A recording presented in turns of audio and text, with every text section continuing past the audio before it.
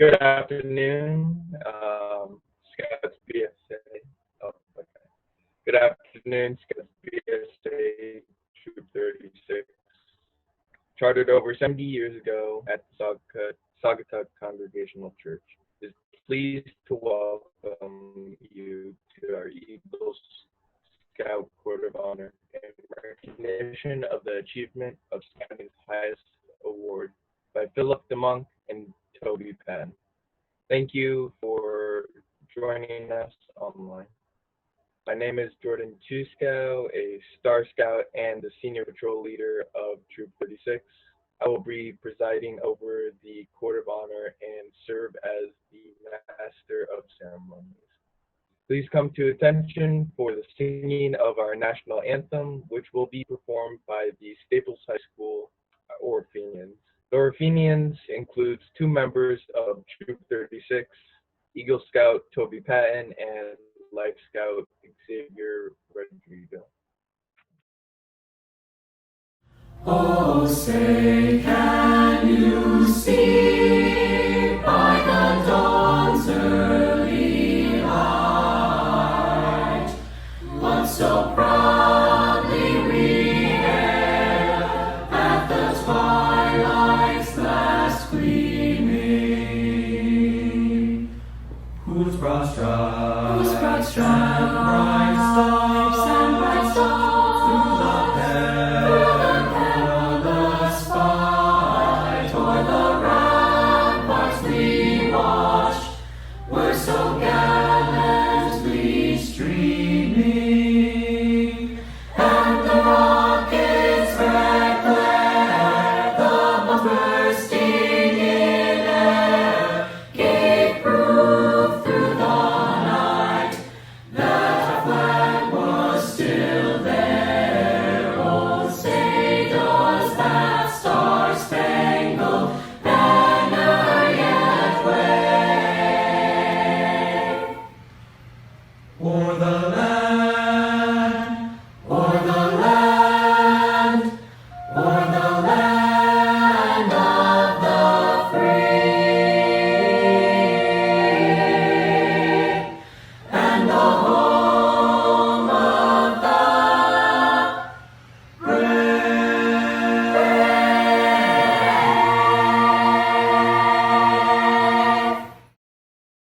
Yeah, okay, sorry. So let's go to Tenderfoot Scout Vincent Penna will now lead the whole Scouts and Scouters present in the Scout vote. All right, can everybody hear me? Yes. Yep. All right. On my honor, I'll do my best to do my duty to God and my country, and keep myself physically strong, mentally awake, and morally straight. 2. Thank you, Vincent. Okay, so I would like to introduce the Reverend Alison J. Buttrick Patton. Reverend Patton is pastor of Saugatuck Congregational Church. She is Troop 36's charter organization executive and its chaplain, as well as the husband of our Scoutmaster, Mr. Craig Patton, and the mother of Eagle Scout Tobey Patton. It's kind of a big day for her. Thank you. Friends, wherever you are, can I invite you to join your hearts with mine? Holy One, we call you by many names, Creator of the universe, mender of broken places, wellspring of creativity, font of love and grace. You who walk in the forest with all its creatures, encourage the acorn to sprout, sing along with the babbling brook. You who applaud the industry of ants, delight in the crazy antics of squirrels, Admire the poise of the red-tailed hawk. With finest detail, you decorate the turtle's shell and listen with her to the murmurs of creation. You burnish the scales of the sunfish. Admire the spider's woven web. You are source of soil, water, wood, and fire. Source of beauty, tenderness, and strength. Our source, inspiration, and guide.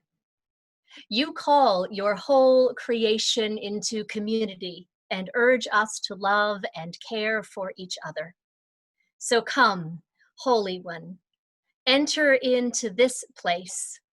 Lend your ear to our gathering and your blessing to those who gather. Bless our stories and our projects, our gifts and commitments. Bless Philip and Tobey today, for they are among the many who have cared for your earth and your people. May all that we do today be for you a source of joy. Amen. Thank you, Reverend Penn. Now I would like now to introduce our Scoutmaster, Mr. Tobey Patton. Thank you, Jordan. I want to welcome all of you this afternoon as we share in this prestigious recognition for our newest Eagle Scouts, Philip and Tobey. In some ways, it's a strange time to become an Eagle Scout. I mean, we've got all this going on, but also Philip and Tobey's journey in scouting has coincided with tremendous changes to the program and a series of shockwaves that challenge its existence. While they've been climbing the ranks, BSA National expanded membership in scouting to include gay youth, gay adults, transgender youth, and girls. But change never comes easily. Enrollment plummeted as thousands of people left angry. Units folded. And that was before BSA National faced sexual abuse lawsuits to atone for decades when we did not have our current youth protection policies. They recently filed for bankruptcy protection to better navigate the settlement process. So there have been challenges and a stream of bad press. And there are lots of other things to do, especially in a town like Westport. We've certainly never been cool. So why stay in scouting? Why wear this uniform? Why put in the time and effort that it takes to become an Eagle Scout? There are many reasons, but I'm going to offer 3 illustrated today.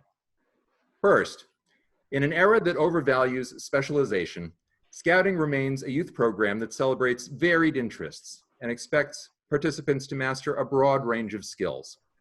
One example is the fact we offer 135 merit badges, but a Scout only needs to earn 21 to reach Eagle Scout. There is a core set of Eagle required badges, you saw them on screen earlier, but Scouts also choose their path. Philip earned programming. Tobey earned theater. Philip earned oceanography. Tobey earned bird study. Second, in an era where appreciating and stewarding the environment is a global issue, Scouting remains a program that puts outdoor ethics and adventure at its center. Outings are not only where friendships deepen and problem-solving skills are tested, it is also where we gain a greater appreciation of the wonders of nature. Philip and Tobey have climbed mountains, they've snorkeled reefs, and they have taught others to leave no trace. Third, in an era that too often feels bleak and divisive, with too many leaders who are focused solely on their own interests, Scouting remains a program that instills positive values and a focus on the greater good.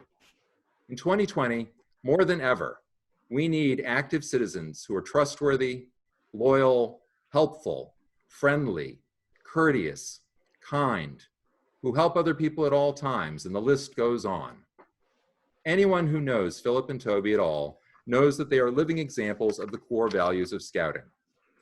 At this time, I'd like to introduce everybody who's gathered here to our newest Eagle Scouts. This is where hopefully, Philip, are you unmiked? Are you unmuted out there? Yes. How are you, Philip?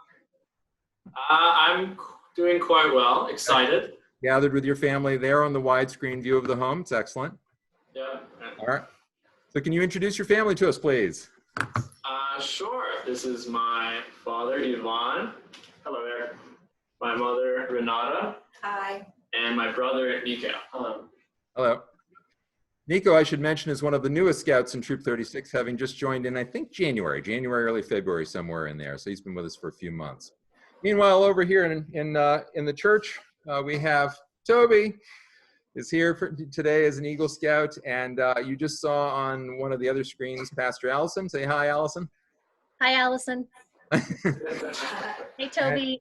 And This is Toby's younger brother Ian there as well. So we're gathered here. I should also mention that various grandparents and other folks are out there in the Zoom meeting, watching and participating with us today. Okay, thank you. At this time, I'd also like to acknowledge my fellow Westport Scoutmasters who have joined us online today, or RSVP'd anyway. I can't check the room. This is the disadvantage of not being able to look out and see you, so forgive me. I want to say thank you to Scoutmaster John Hillhouse of Troop 39 rather, Scoutmaster Joe Dana of Troop 139, and Scoutmaster Alexei Somachev of Troop 100 for being here today. I can say with confidence for all of us that we take great pleasure in witnessing an Eagle Scout Court of Honor, so I'm glad that they can participate in this one. And now for the next High Wire Act. We have received video greetings from governmental officials who would normally deliver their remarks in person. So I'm going to attempt to share them.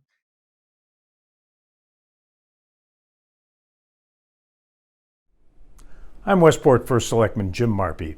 I want to thank you for the honor of being a part of today's ceremony. On behalf of the town of Westport, I want to congratulate Philip and Tobey on achieving the rank of Eagle Scout. This is an extraordinary achievement at any time, but completing your Eagle Scout requirements in the current world we're living in is an exceptional accomplishment. All of us admire what you've achieved and salute you for it. And to anyone who worries about the future leadership of our community and our country, I point to Philip and Tobey as exemplars of what true leadership and commitment is all about. Your service to the community in pursuit of the Eagle Scout rank is much appreciated. I'm sorry we can't be together in person today, but please accept my best wishes for a special and memorable Court of Honor ceremony and for great success as you move forward in your already remarkable lives. Congratulations.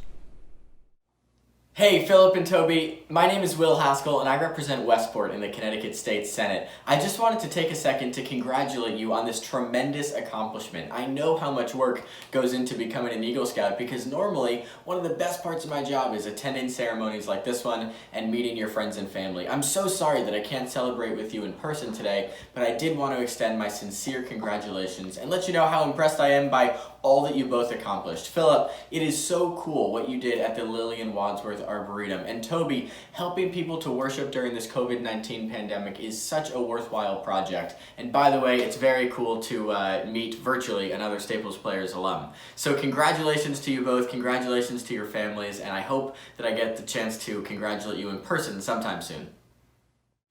Hi, I'm Congressman Jim Himes, and I'm delighted to be part of this by video to celebrate Philip and Tobey's remarkable achievement here at this Court of Honor.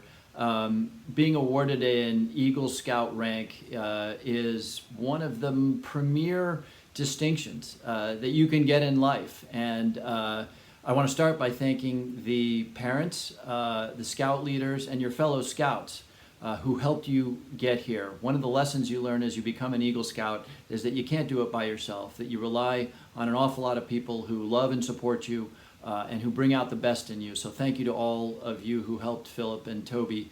And to Philip and Tobey, I want to say, yeah, this is an amazing honor. And we're here to celebrate that, to thank you, to celebrate you.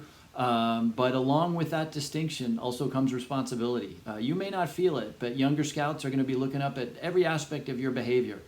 For the rest of your life, you're going to be identified as an Eagle Scout, and hopefully you feel some responsibility to add to the aura of prestige and distinction that you are getting today. So I know that this is about celebration and congratulations. It's also about recognizing that you're in a slightly different position than you were before, because an awful lot of people are going to be looking up to you for leadership, for citizenship, for service. And if you do that right, not only are you going to change some lives of people who are looking up to you, but you're going to add that much more luster to what it means to be an Eagle Scout. Congratulations.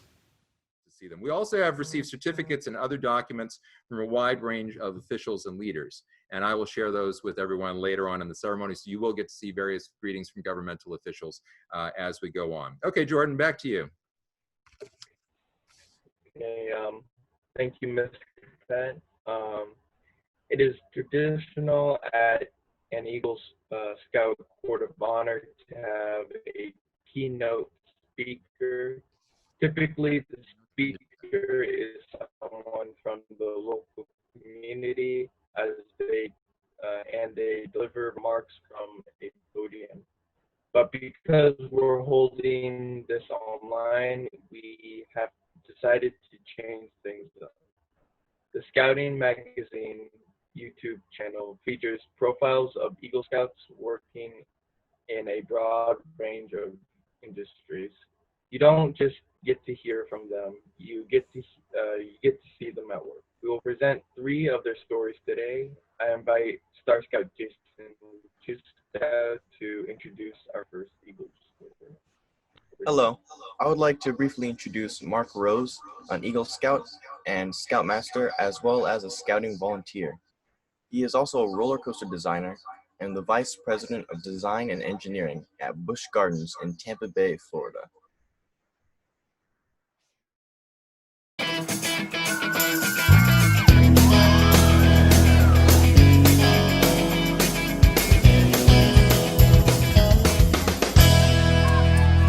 As you can see, we're here at Busch Gardens in Tampa, Florida. I'm Aaron Durr, senior writer for the BSA Magazine division, and we're here to talk to Mark Rose. He's the Vice President of Design and Engineering here at Busch Gardens. He's an Eagle Scout, he's a Scoutmaster, he's a big-time scouting volunteer, and he's going to tell us what makes this place work. Let's check it out. So, what's it like to be the Vice President of Design and Engineering at Busch Gardens? It is one of the funnest jobs maybe anywhere in the world. If you're an engineer, it's particularly fun, because you get to look into the future, imagine what you could do to make something fun and exciting, and then you get to develop that. Imagine a roller coaster with a 200-foot drop, but you have to wait for it, no, literally wait for it, for several seconds before it plunges down at 70 miles an hour. They call it SheiKra, named after a hawk that's known for its death-defying vertical dives to catch its prey. Actually, my first drawing on SheiKra was what would it feel like to go over Niagara Falls in a barrel. And when I showed that to people, they said, that doesn't sound that exciting. So that was 1996. So I put those drawings away and I went on and worked on other things. But over the years, Mark kept coming back to SheiKra, adding more twists and turns and thrills and chills until his idea was approved. The result is 2 minutes and 20 seconds of pure excitement. So these iterations of making things better, longer, more thrilling took 9 years, because SheiKra now opened up in 2005. So it was a lot of listening, a lot of making things, improving things, and I tell that to my boys. You got to listen to your other people in your patrol, because they might have ideas too. So just because you're the patrol leader doesn't mean you have all the answers. We're at the top of SheiKra. We have a tremendous view of Busch Gardens from up here, and we are how many feet off the ground, Mark? 200 feet. That's about 198 feet higher than I'd like to be right now, I'm not going to lie to you, but Mark assures me we're totally safe. Totally we're not safe. going anywhere. What do you guys do to keep this ride sturdy and to keep it safe? Well, one of the things we've done is you have a key on your wrist, and this key matches a lock that's back at our control panel. So we have locked out the ride so nobody can inadvertently turn it on and start sending the trains around. That makes sure that everybody that's out on the ride platform anywhere is safe. We are at the Edge of Africa exhibit here. Mark, tell us what we're looking at here. Well, we have a very unique animal display at Busch Gardens, which is our African veldt. So we have managed to free up 67 acres in the middle of our park where we can have mixed species of animals roaming together, cohabitating with each other, and have this real African look behind us. And it's designed that way because it looks pleasing to us, the guests, or because it's better for the animals? It's all those things. So there are animals that would like to go to a higher plateau. to actually get a higher vantage point. There are places that they might want to have a windbreak to get behind something. So all of these things work to their benefit also. But we designed it so that it would not look man-made. It was very man-made, not to look man-made. When our tour of the park was over, it was time to see if Mark's industry-leading feats of engineering could live up to the hype. First up, Falcon's Fury, a freestanding drop tower that goes up 335 feet and then drops straight down.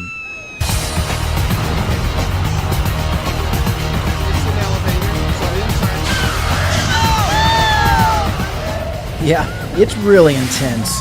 Holy cow! Then we tried Cheetah Hunt, a roller coaster designed to mimic a cheetah darting through the forest. It's really, really fast. Thanks for joining us from Busch Gardens in Tampa, Florida, where we saw some pretty intense roller coasters. I think I found one that's more my speed. I'm gonna go ride it. Thanks for watching. We'll see you guys. Okay. Thank you, Jason. At Troop 36, whenever we leaving the next troop meeting, always includes what we call tales from trails. It is a chance for the scouts who went on the outing to share their experience with the rest of us. We present tales from the trail Evolution, so that all of us can learn more about Philip and Tobey. So Philip, can you see the screen? I can, yep. Thank you. All right. So do you recognize the person on the right? It's a little tough, but I think so. Yeah. Good Lord. So, so the one of the things, there's many reasons why today is special, of course, but one of them is that this is, I think, the only instance I'm going to have, although you never know, where I've known a scout from Cub Scouts, from somewhere in the Cub Scout program through to finishing Eagle Scout. I met Philip in the last year of Cub Scouting, was our first year here in Westport. And so Tobey and Philip started their journey together in what would have been the fall of 2012. And then in beginning of 2013, around about February, March timeframe, they crossed over and became scouts. So these are pictures from their first days, first year in scouting. So mostly Philip and Tobey, I want to ask you guys, do you remember any of this? 100%. I shot a flaming arrow into a lake. I don't know who's gonna. Yeah, the arrow of light was great.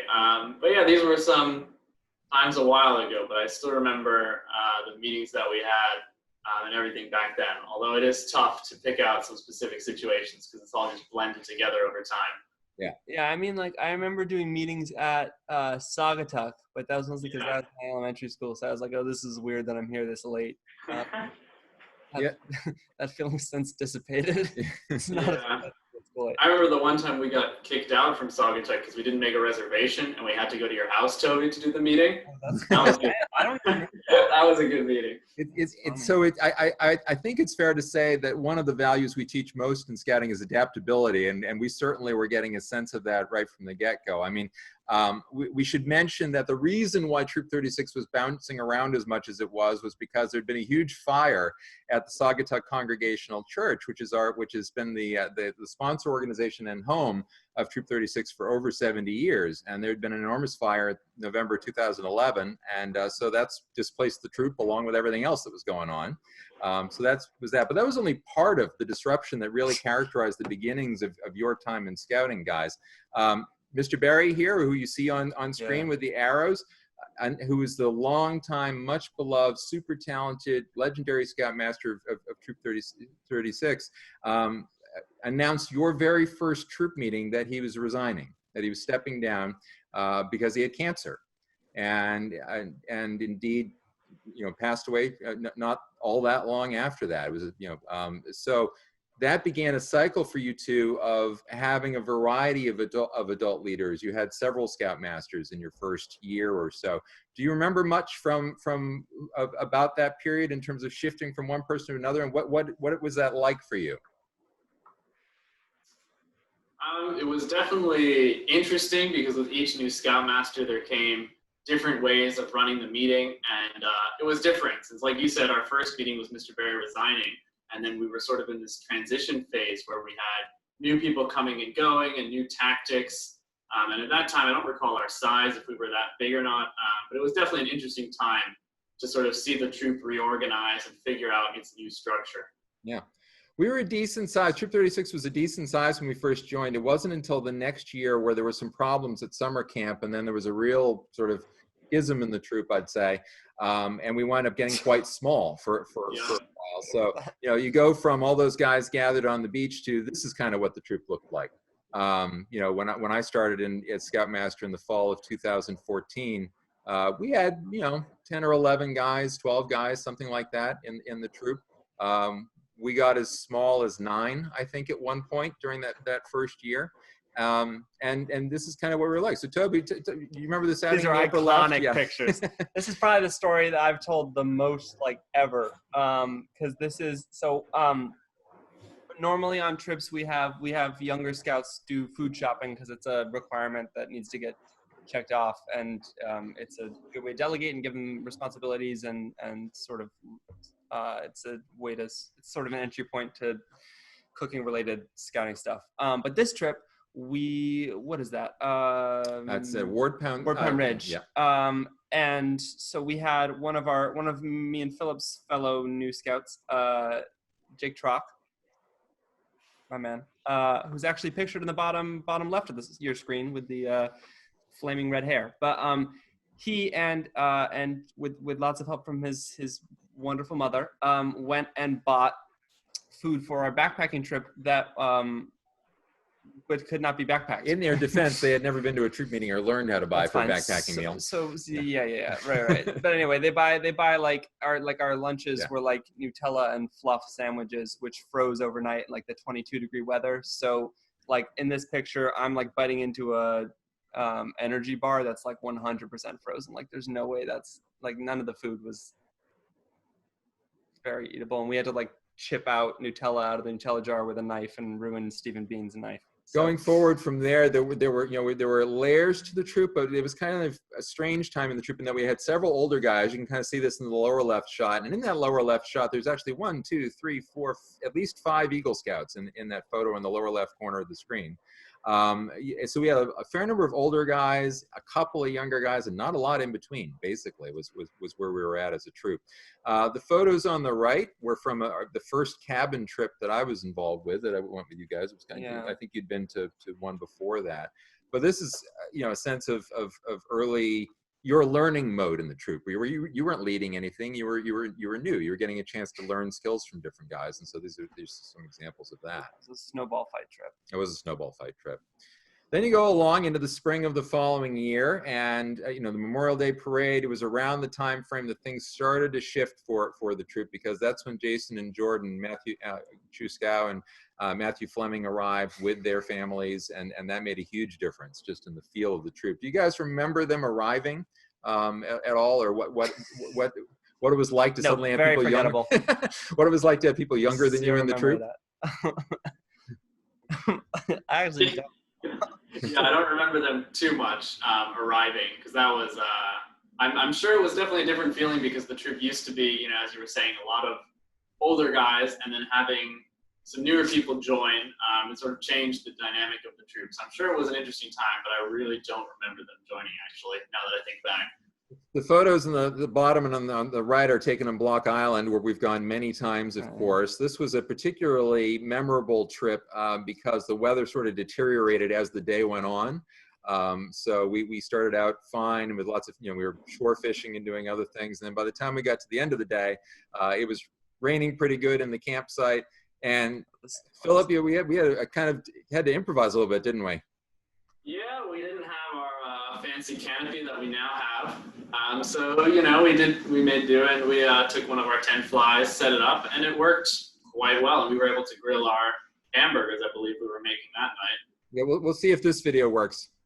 Okay, hot dogs are ready. Hot dogs are out. Put the hamburgers. Yep. Where's the hamburgers? The hamburgers are coming and the cheeseburgers are coming. Can you hear the audio on that? Do I put them on a plate? All the hamburgers on a plate? And then all the cheeseburgers on the plate, right? Yep, ready. I worked up an appetite today. And that's it for hamburgers. And our buns. Cheeseburgers. We have hand sanitizer for us? Yes. We have little wipes too. We have wipes. That counts. 1,000 Are they- dollars for like a couple. God. Oh, good lord. So going ahead This into is all the pictures. exactly, you know, this is all the younger years. You just got to put up with this stuff.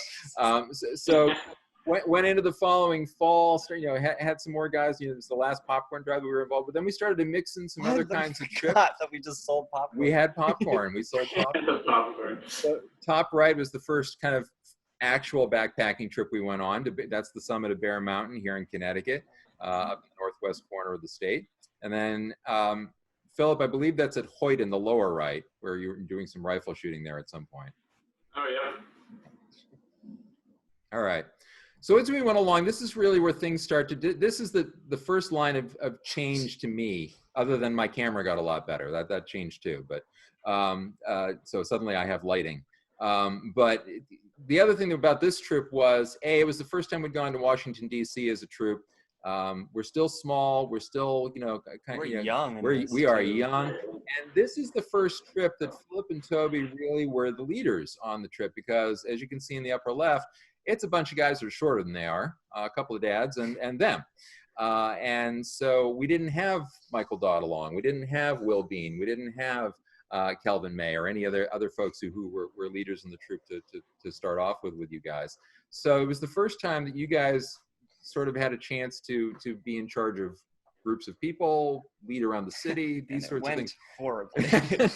and so it was an experience as far as that goes. So did you say more? What was challenging about it? Crashed and burned. Oh, this was a great trip. Yeah, no. Well, no. We went back twice, so obviously it didn't go that poorly.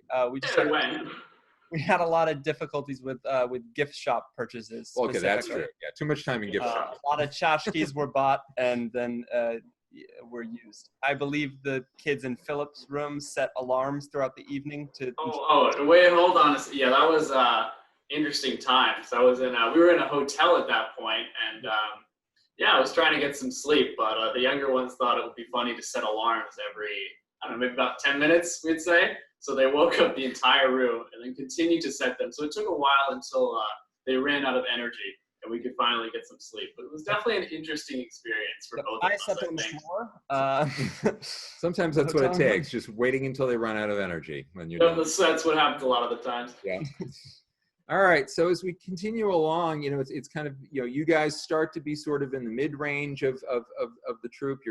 You're occasionally leading things at troop meetings, but really what you're doing is being involved with a lot of different activities and having fun. So here's some examples of fun that you had. So why don't you tell me a little bit about what's going on in the upper left-hand corner?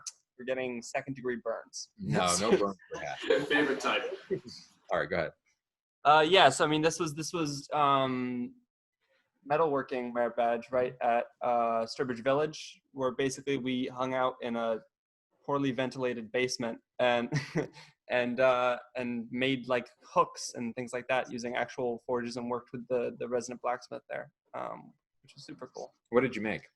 So we did, Philip, we did those hooks, and then I think the hooks and. The hooks is like you can do a lot of like the baseline skills that blacksmithing is. You had the fancy stuff like the base, like the hook, but you did like 6 other skills within the hook. Right. So there's like turn and then the hanging thing. Yeah, all that. So it was a good beginner level task. So it's an example of in scouting that sometimes you get a chance to try out things that are pretty unusual for, you know, not a lot of people, you know, necessarily do blacksmithing. Some are, that's their profession, that's their talent, and they go do that. But most of us, myself included, I've never blacksmithed anything, so I think it's cool that you guys got a chance to do that. Meanwhile, you've also got to rappel down rock faces. So you know, we've got kayaking and yet more cooking going on the right-hand side there. Lots of cooking and scouting. 50% of what we do. 50% of what we do is around food. I think that's probably true. And as this photo spread tells you, 2/3 is around food. No. So on the left, you can tell that we're now in that Tobey and Philip have now made it into high school because Philip has changed his hairstyle. No, not really. Toby's changed his hairstyle. So once you get to short hair, that means Toby's in high school. Rocking that side part. Yep. So this is on a backpacking trip where they'd done their own backpacking meals and were preparing on the trail at Bear Mountain. And then Philip, he kind of mirrors the shot earlier with Michael Dodd. Instead of now you're the one doing the teaching and somebody else is involved in cooking. So circle moment. This was the Exactly. trip that Matthew broke our water filtration system, so we had to boil. Oh, water. yes. The Yeah, second that was in the river down there. Yep. not this. That looks like that. that's that one, not this one. Oh, whatever. The one on the left is that. And then on the right is one of many service projects. This is on a cabin trip where we were helping out the camp with some debris removal. So Philip was leading that because he was in charge on that trip. But more and more as we went along, you started to be the guys who were sort of driving what was happening on the outings, what was happening in the meetings. And things like that. And then came a huge adventure in your time period. In April of 2017, you guys got to go down to the Florida Keys and spend an entire week doing a program out of the BSA base. So Philip, why don't you tell us a little bit about that? Yeah, it was a very great trip because we really got to enjoy. We were on the boat for a while before we even came anywhere near land. So it was really enjoyable every day because we slept on the boat. We did everything there. So it was really enjoyable being able to come out every day and see the sun and just lay on the deck and relax, read a book. I know, Toby, you were into Ender's Game there. You were just reading the whole time, or most of it. So that was, and it was good. Scuba diving, and there were a lot of fun stories that came out of it. For example, our captain had a rule that you couldn't eat below deck, which I obeyed most of the time, but there was also another Scoutmaster on the trip who constantly ate below deck, and the guy never said anything, but he only ever caught me out the one or two times I was eating, a granola bar below deck. So I was a little bit upset at that point that the adult Scoutmaster never got caught. But in the end, it was a great experience. This was, I think, the only trip you guys have been on where you were in kind of a mixed unit, where there were scouts from different places. So what was that experience like, kind of forming a temporary unit and getting together with scouts from, I believe, were they all from Westport? Yeah, but we knew all of them. They were all Westport kids. Yeah, we knew most of them, So, I think. Yeah, so we mostly, we had existing relationships with most of these guys going in. Obviously, and honestly, I think we knew all of them were in scouting too. They just were in the other troops, so we didn't do scouting stuff with them. There were two boats. The one we were on had the Westport kids mostly, and then the other boat had the others. But yeah, I remember being really overwhelmed about how big barracudas are. I was a big Nemo fan as a kid, still am. And I was really scared of barracudas because, in the beginning, the barracuda eats all of Nemo's siblings. But it turns out that and the mom. They're very small. Oh, right. No, not that big. Not as big as no, the they're like the size of my foot. I was picturing this 12-foot thing that was going to eat me. Not the case.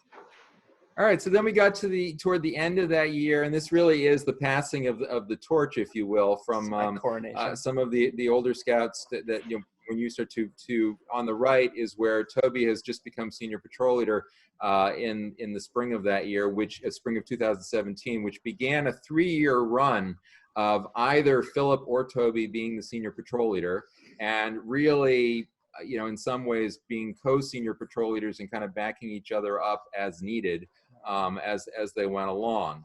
So sometimes they were together on outings, like you see at the left. They're both in the photos there. That's out at Sherwood Island State Park doing an emergency preparedness drill. Locate transporting a fake body like 100 yards. Rather than having a real body that in the rain, the freezing rain. It was a nor'easter, and so we had to go out and do a search and rescue routine out there, find the body, and then transport it using a makeshift stretcher back to the emergency vehicle, my van. So yeah, that's what that outing was about. So what do you remember from when Dodd and Kelvin and those guys were all kind of done, and suddenly you guys are in charge? It sort of becomes your troop. Did you have a sense of was that daunting? Was that exciting? Did you feel like you were ready? Did you feel like you had no idea what you were doing? What was it like to sort of have the formal spotlight of the troop very much on the two of you at that point? Yeah, I think it was definitely a really interesting experience. And like you said, Toby and I really backed each other up the whole time because one of us maybe was off doing theater things or something else, and it was really great to have two because then one could slot in all the time when the other wasn't there. But in terms of being the first, it was definitely a new experience because it was really our first time at leadership, and I think it was really fun. When we first started, I was really excited personally. Just being able to lead something and delegate and sort of plan something out in my head and see it really happen on a trip was really great for me. I think it was less daunting just because we had a developing PLC at that point. So it felt like there was a little bit more of a mid-range and there was a little bit of a longer term focus for the troop and less like we got to figure out how to not die. You know what I mean? like we were in like survival mode for up until like even just like a couple years before this. So it's like then we were having like actual growth, and I mean that's Oliver's family right there. Like we had a couple years of like actually getting a few scouts, and so it felt like we were like trying to actually grow and maintain a troop like for the other guys and not just to still have a program. Just to put some numbers on it really quickly for the audience to provide a little context, I mentioned that the smallest the troop got while Toby and Philip were in it, as they're finishing now, is about 9 scouts. We have 27 currently. That's nuts. So it's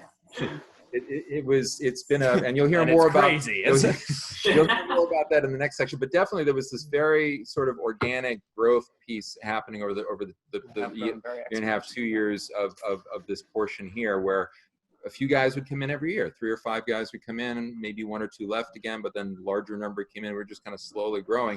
You're seeing more and more faces, more and more young faces, more and more layers to the group, and that certainly changes the dynamics for you guys. Shout out to Michael Dodd for the Dope Class B design. The shirts that we're wearing on the right, Dodd spent like maybe 4 meetings in a row. I still have it. It's a really great design. And speaking of Michael Dodd, I do have his neckerchief actually. It says Michael Dodd on it because we usually, when we play games like Capture the Flag, we usually use neckerchiefs, and I must have picked it up at one point, never given it back. So I do still have Michael Dodd's neckerchief. Well, we know that the Dodds are on this right now because I saw Mr. Dodd, Steve, a little while ago. Too.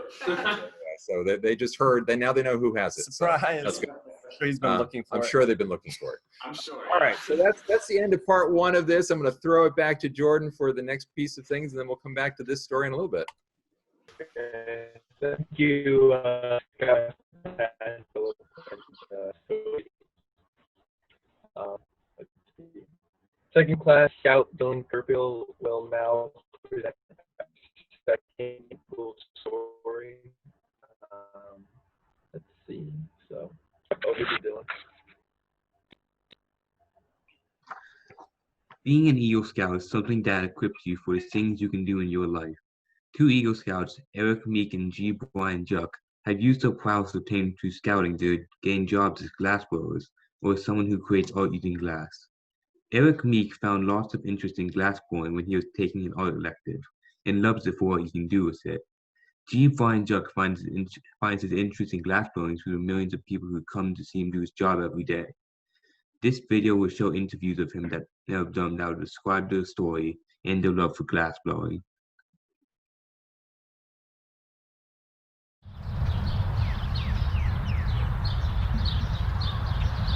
If you've ever wondered how glass was made, from the glass in your phones to a gigantic telescopic lens to these beautiful handcrafted pumpkins like the one I'm holding and the world's largest behind me, then this is the place to find out. We're in Corning, New York at the Corning Museum of Glass, and we're here to talk with 2 Eagle Scouts, Eric Meek and G. Brian Juck, who share with almost 500,000 people every year just how amazing glass is. Let's go talk with them.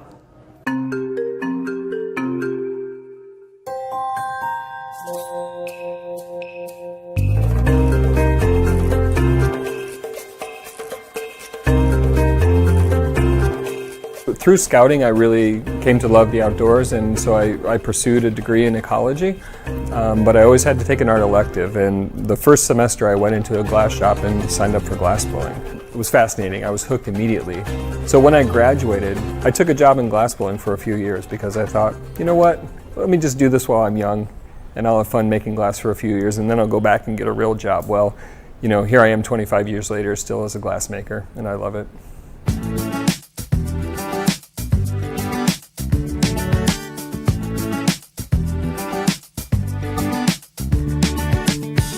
The Corning Museum of Glass has thousands of objects that date back 35 centuries. So we have some of the very, very oldest pieces of glass and some completely contemporary and modern pieces of glass.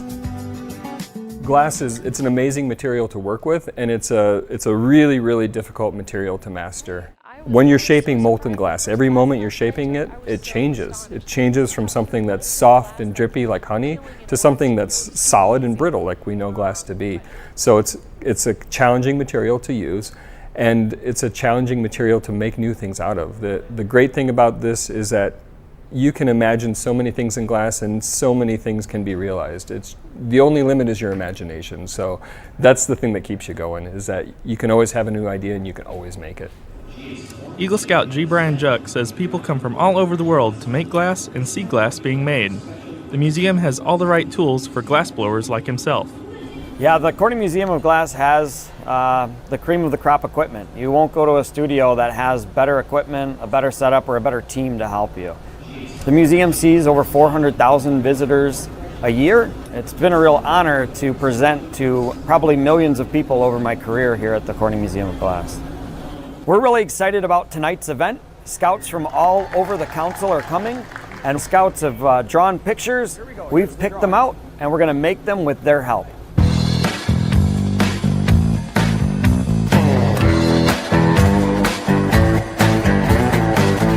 As an Eagle Scout, I'm really excited to make an eagle's head tonight. It was one of the drawings that we chose, and I'm looking forward to looking into the crowd and seeing the excitement of the scouts and seeing the possibilities of glass.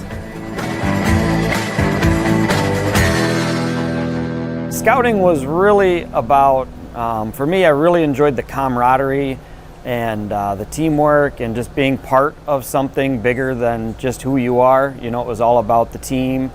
And I was always involved in sports, and it was similar to that. But that is one of the things that I like about my career now. Glassmaking really relies on a team, and a well-organized team at that.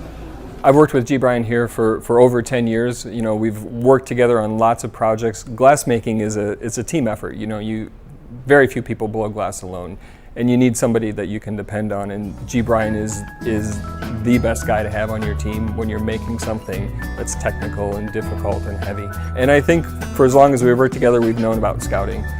When you talk about the teamwork and the camaraderie of a team of glassmakers, you know, it makes you think of other experiences like that in your life, like scouting, and I think it came up pretty early. I've been a glassmaker for a long time, and I've been a manager for about 8 years now. You know, and certainly one thing I learned is that the complexities of working with people are sometimes more complex than working with glass. And again, that's where scouting has really played a role in helping to shape your ability to work with lots of different people from lots of walks of life. Thanks for joining us. You know, I think my wife might like this, so I'm going to head over to the gift shop. Thanks for watching. Thank you, Dylan.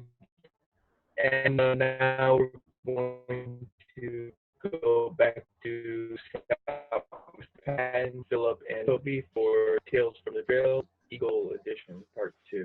So we can hear the rest of the story. Over to you guys. Part two. All right, Philip.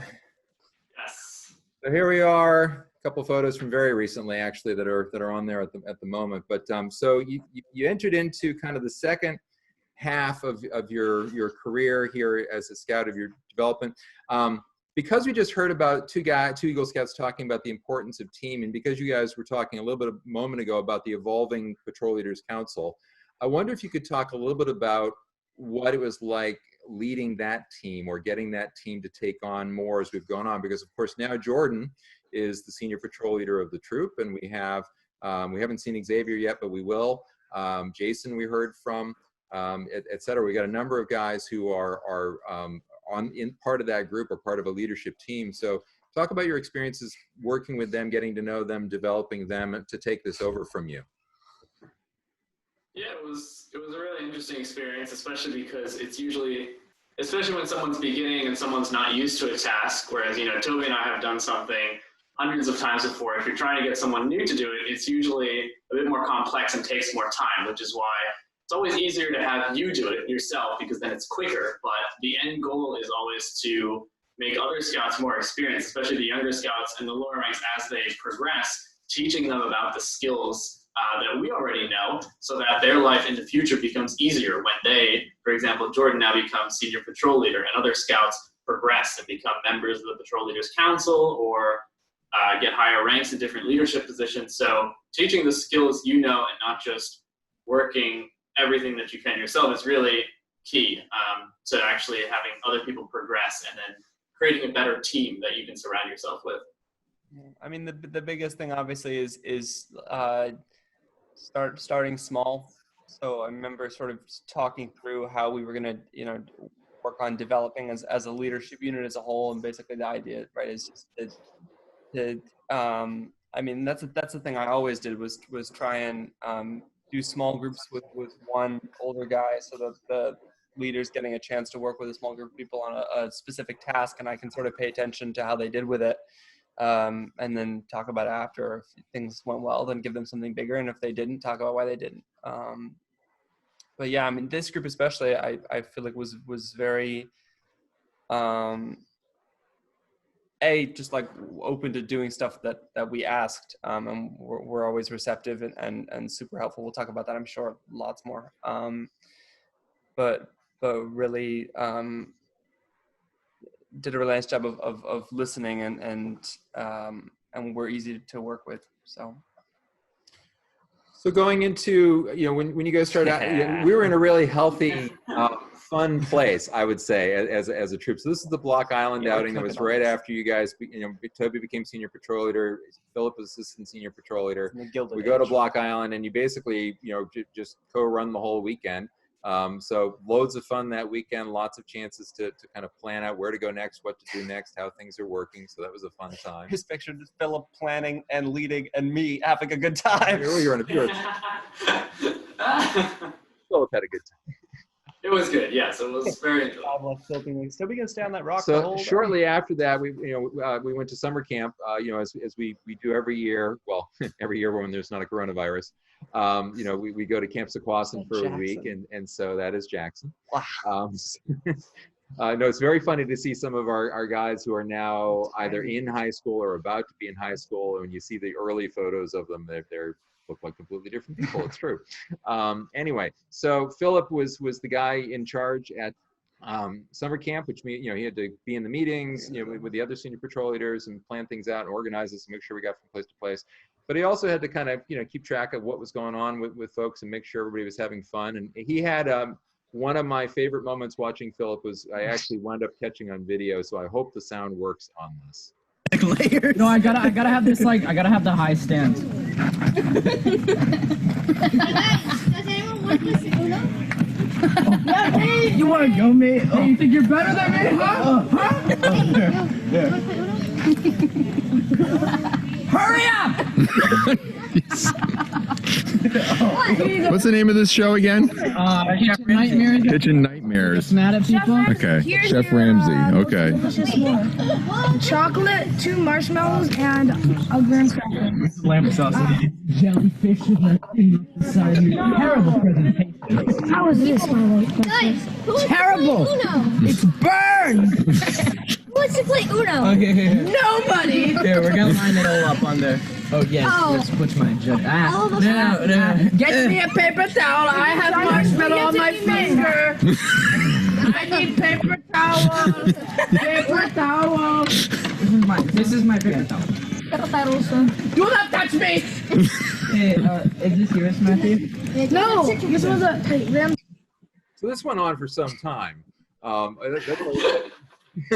That was like just the first half of that performance, which came out of nowhere, but was a great example of just finding fun ways to have fun in camp. There's a lot of hours where you're just kind of hanging out together with the guys, and it's part of a leader's job to kind of interact and come up with verbally abused.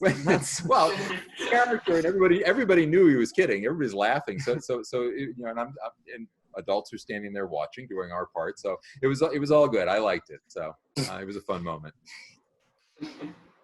So going forward from there into the fall, we had continued to add new outings. In the upper left-hand corner, Philip was leading an outing where we went out to Kukini Island, just offshore here in Westport, and did some cleanup there.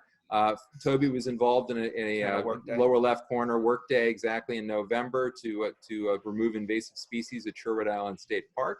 And then the two photos at right are from when we went to the Pequot Museum in over towards Rhode Island, they're doing an archaeological activity in the middle there, and then a shot in their atrium on the other side there. And just normal programming going on. The two shots on the left. 3 seconds, all right. Two shots are on the cabin trip on the left, where lots of board games take place, and hopefully most years we have snow, and so we get a chance to run around and play in the snow outside, and that's all good. Top right, you've got Philip leading a tote and shit exercise, bladed tool safety to scouts there. And the lower right is Tobey leading a cleanup project here at Saugatuck Church, just out beyond the playground over that way, removing down trees and things that from over the winter. So just rolling along. I won that game of Risk. So we're all clear. The following year was what I'm always going to remember as the year that Tobey actually went to summer camp, because for once there was no baseball tournament that he was involved with. There was no summer show that he was involved in. He could go to summer camp, which was a remarkable thing. So what wound up happening is Tobey did everything. Tore up the town. In 1 week. I think he earned 7 merit badges or something over the course of the week. Yeah. He's slept in a tent to rack up more tent nights for camping merit badge, did a bunch of cooking insight, as did Philip, to knock off some cooking merit badge requirements. But you also won the archery tournament. Yeah, just so we're clear, everybody else is in lean-tos with bunk beds on this trip, and I got put in a tent out. I was just like outside. But I walked in and won the archery tournament. It's not a big deal. I don't like to talk about it. But I did. He also did by a lot. It wasn't close. Did environmental science merit badge, which is a great one to do in camp, and was a star student in that. So he's receiving an award there on the right from the merit badge counselor at the end of the week. So first aid merit badge, archery, cooking, camping, playing gaga ball, and with the scouts, it was quite the week. So that was what my jambalaya. That's your jambalaya. And then this is also one of my favorite shots of Philip and Tobey, because again, it just sort of emphasizes the point. There's Philip up at the top, leading the group, and Tobey at the back. And this is just the way you guys worked. Somebody was at the front, somebody was at the back. Somebody was senior patrol leader, someone was assistant senior patrol leader. Somebody couldn't be there, so the other one took over. Some weekends on outings, you guys would rotate in and out, depending on what was going on. So it's been a really great working partnership to observe between the two of you. The two trips in the bottom photos are a couple of sort of more high adventure oriented trips. One is in the Hudson River Valley Gorge, where we did 17 miles or so of whitewater rafting. That was fun, right?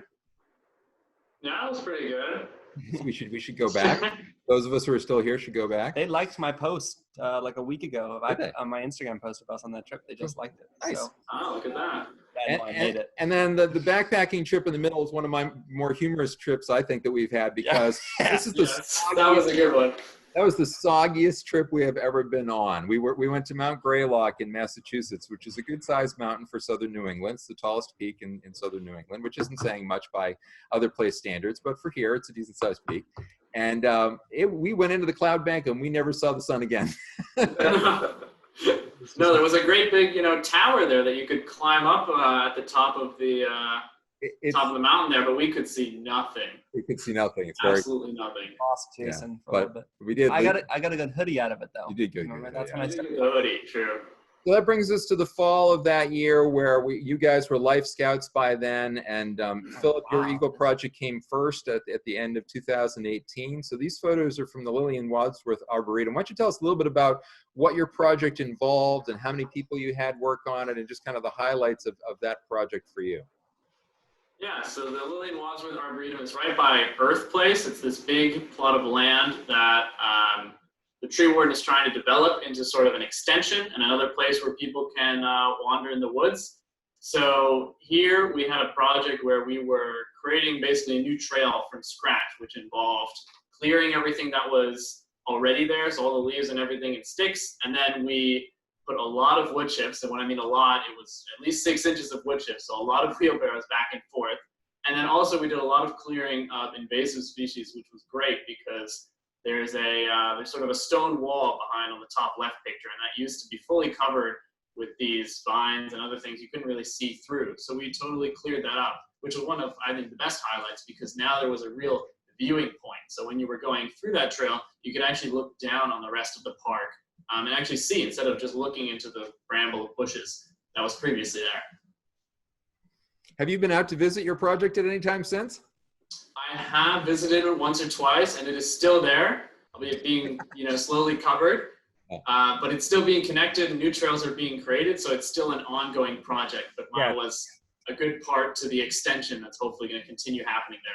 I'm over there every once in a while, and yeah, there seems like there's always a work party in there doing something to continue to develop the project that you contributed to. What was sort of the most challenging aspect of doing the Eagle Scout project, and not necessarily the work on site, but just the whole process of doing an Eagle Scout project? What would you say is the thing that you gained the most experience from, because it was a new thing that maybe you struggled with a little bit, and now you have some experience at it? Yeah, I mean, I was lucky in terms of the project. It was a great project because the site leader there had a lot of the materials and the equipment I already needed, so it was quite convenient for me. But I'd say the most annoying part was the paperwork, because for the Eagle project, you first need a proposal which needs to get approved by 6 different people. And then once that's approved, you need to make a plan that's approved by another 6 people. So it's a lot of paperwork and back and forth and finding times to meet with people who can't meet all the time and are in different places. So that was a struggle to get all of that coordinated. And then of course you have to make sure it's right, because the person that controls this paperwork, and if it's very strict on the details. So we attended one of her sessions, Tobey and I, to make sure we got everything right on our submission there, and it did pay off. But that was a really tedious process. But it sort of taught me, I don't know exactly how to describe it, but working diligently and making sure everything was clear before I started, because you really had to have a detailed plan on how everything was going to go and precautions in case things went wrong before even setting out or going near the actual project. Did your parents perhaps at some point tell you that paperwork was going to be a regular part of life? I think they may have mentioned it once or twice when I was busy completing it. Yeah, it's not why that's in the project, but it certainly is something that it develops a skill in that you're going to use over and over and over. Don't get me started on health forms. All right, so going ahead, then came the big change, I would say, because we were kind of in a mode where everything was really comfortable, and we were kind of in a steady. We were doing great. Growth. It just was a gear shift that nobody saw coming. Right? It's kind of how I would phrase it. We had about 14 guys in the troop or so, 14, 15, maybe 17. Guys in the troop. And then all of a sudden we had 11 new scouts arrive in the span of a few weeks. It was 11 scouts who arrived in a few weeks, all in a couple of clumps. And that, to my eye, changed the dynamics a fair amount. A fair amount. So quite a bit. Changed the dynamics of the troop and how you had to respond to it. There's 14 little leaders. people running around who were not interested in what so what did you have to do differently to lead going forward? Yeah, I mean, so again, mostly just with more people, that sort of involves just leaning more on the leadership structure that we've been trying to build, right? Because as much as I would have liked to, I could not always command the attention of the entire troop.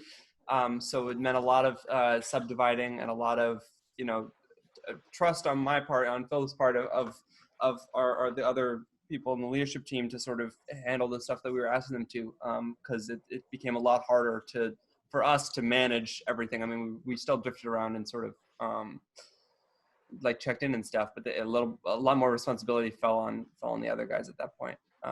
Yeah. Philip, what do you remember being different about leading the group on the outings specifically? Because you tended to be on more of those. So how did the feel of the troop change, or what did you have to do differently to kind of manage things?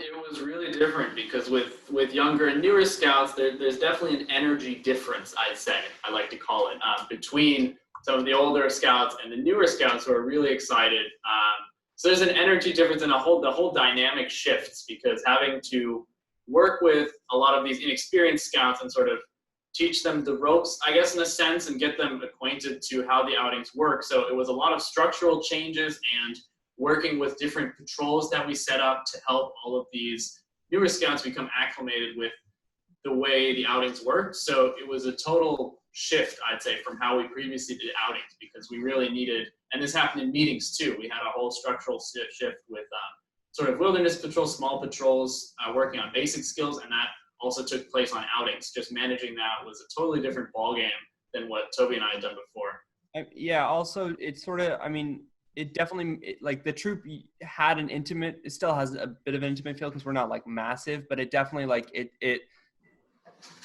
didn't have the same sort of like small group feel as like when that group came in, like it felt big and always busy, and that's a lot of names to learn, and it's a lot of people to get to know, and that like became a process to get to know all of the guys and sort of learn about them, because before, right, if we had like 15 guys, like, you know, inevitably in like a month, if you go hang out with them for 90 minutes, you're going to know them all fairly well, but like, you know, this group the size that we had, that's a lot harder. So we played a lot of name games. We played a lot of name games. So going ahead, so we kind of acclimated to that over the course of the spring of 2019, and then we got to Tobey's project. So Tobey, you of course built an outdoor chapel here on the grounds of Saugatuck Congregational Church off the end of the parking lot out there. So why don't you tell us a little bit about how you organized that and what were some of the challenging aspects of doing your project? Yeah, so I mean, the outdoor chapel had been something that I've been thinking about for several years before I decided that was actually what I wanted to commit to, just because obviously we live right here, so I've spent a lot of time in Winslow Park, and I literally in the first year we were here, I was like, oh, the church owns this part of the woods, but we don't like do anything with it. Like that seems like something could be done. And then going to Silver Lake Conference Center, which is the UCC's summer camp in Connecticut.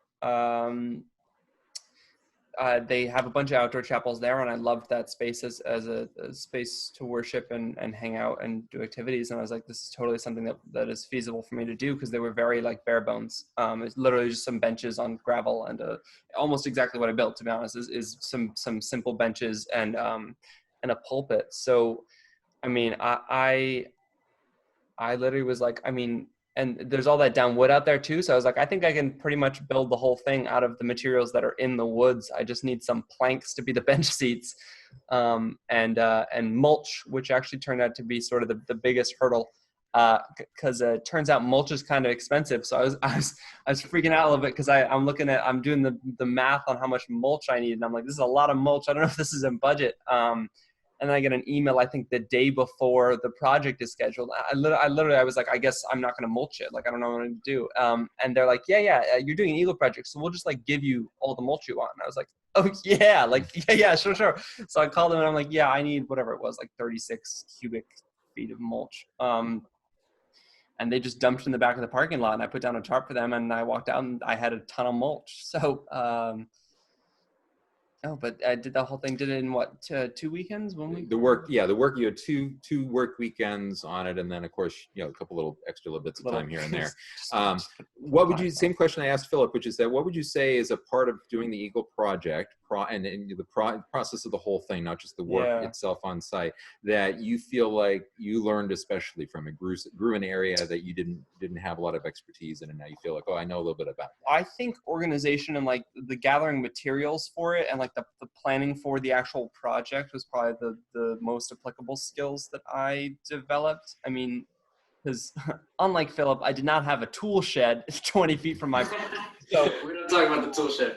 I had to, you know, figure out where I was getting all these, and I'm like, I had like 3 chainsaws going at one point with adults like getting those logs.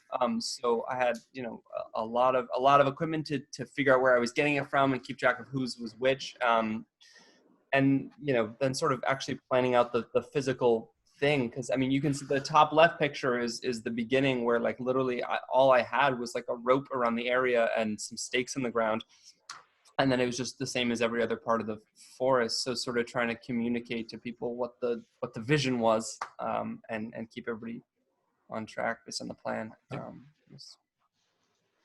was a challenge. But, you know, figured out. So you get through your Eagle projects. You guys both passed your Eagle Scout Board of Honor, board of review. You passed your board of reviews, no surprise there. And you go into the fall, you know, same time period. There's a group shot in the upper left. You can see it's a, you know, it's a large group of people at this point. Lots of different ages, lots of different mixes, you know, et cetera. And you guys continue along. And something that I want to really celebrate and hold up about both of you is that you both chose to continue working in the troop and participating in the troop very actively through your whole senior year, even though you'd both earned Eagle Scout already. And senior year, you got lots going on. You're choosing, you know, you're visiting colleges, you're doing applications, you're deciding what you want to do with your life. You're trying to, you've got all kinds of extra celebrations going on. We had the twists and turns that are unique to this year for seniors. We'll come to that.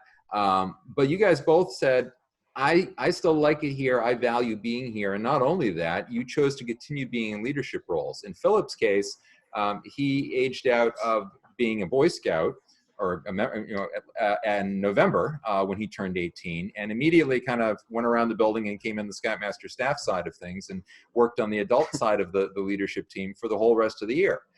Indeed, up until a couple of weeks ago, I was still texting him, asking him questions about the cyberchip program that he's been managing. So I really appreciate that. And Tobey, you know, had loads of things going on as well, and continued to be senior, you know, was senior patrol leader for another year, and led another trip to DC. This is the group that went to DC with the National Boy Scout Monument that's there near the White House. And so we were just kind of running our program along. You guys were kind of the senior leaders of the group, and more getting taken on by others, and everything's running normally until we were in a groove. Then.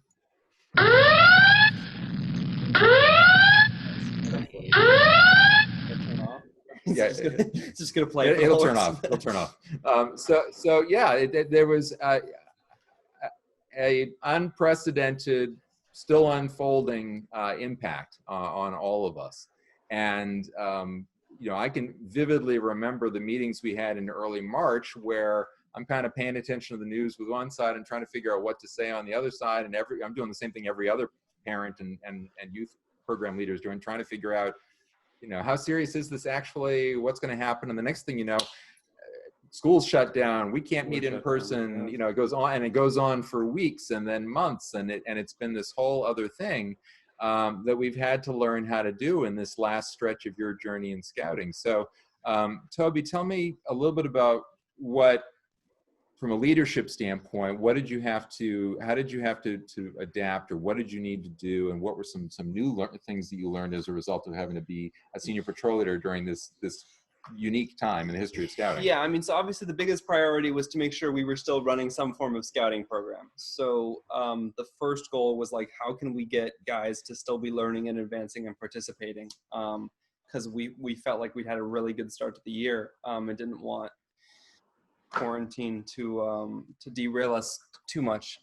So the first thing, I guess the first thing that we did was we made, or actually he did a bunch of like Scoutmaster update live streams for a few weeks just to sort of check in. I was just filling the gap because we didn't understand how long it was going to go. And then when it became clear of, oh no, this is just going to be life, then you had to figure out what to do. Then we were like, all right, so basically I was like, all right, we got to sort all the scouts into bracket them by rank and just say, all right, you're going to meet at a designated time together and work on rank advancement virtually.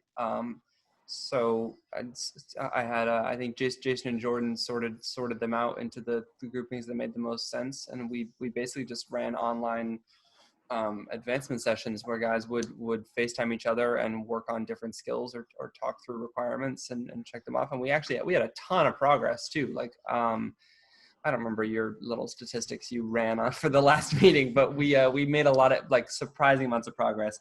Obviously, just like the technical hurdles alone made learning how to do meetings and advancement stuff challenging, just because we had to figure out like how breakout rooms work, and because so much of my meeting plans are always split the group up as much as possible, and obviously in a Zoom meeting it's a little more tedious because you got to figure out who's in which room and move them and then bounce between them, and it's and Philip, you were running the cyberchip program, and I think did you have an advancement patrol as well?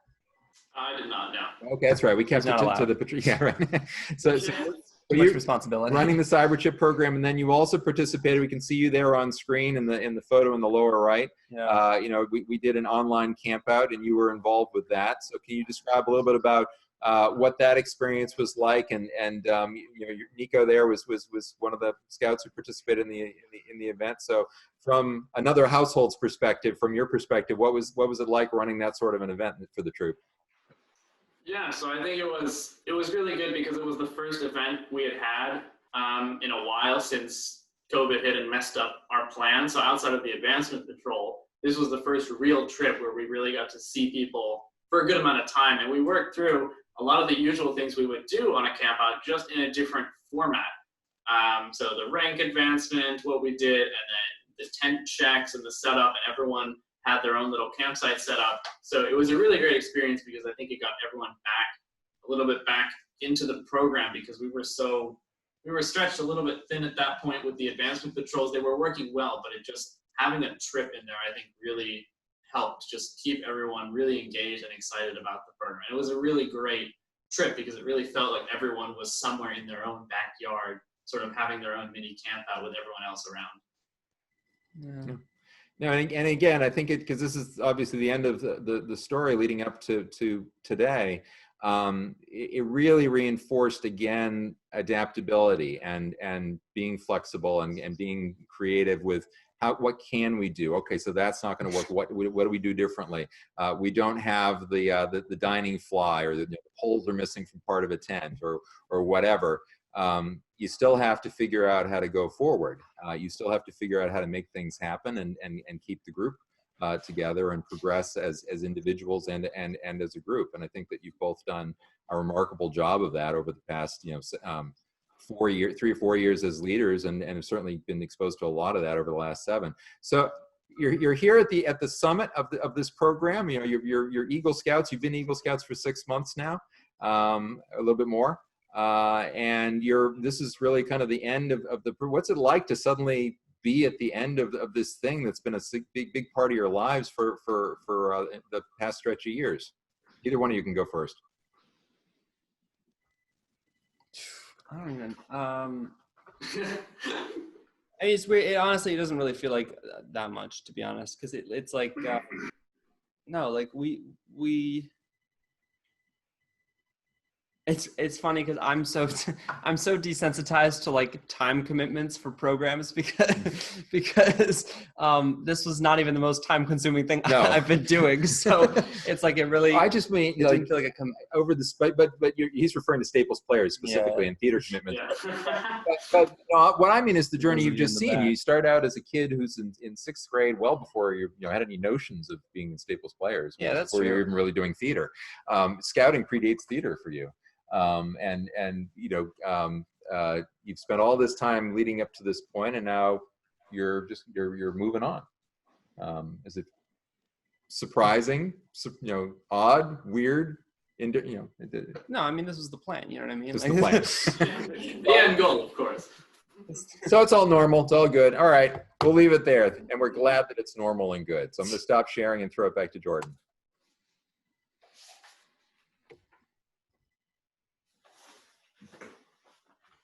Okay. Thank you once again, Scoutmaster Patton, Philip, and Tobey. Now we are on to Eagle Stories Part 3. So, Scout Oliver States will now present our final Eagle story. Yeah, sure. Over to you, Oliver. Can I start? Yes.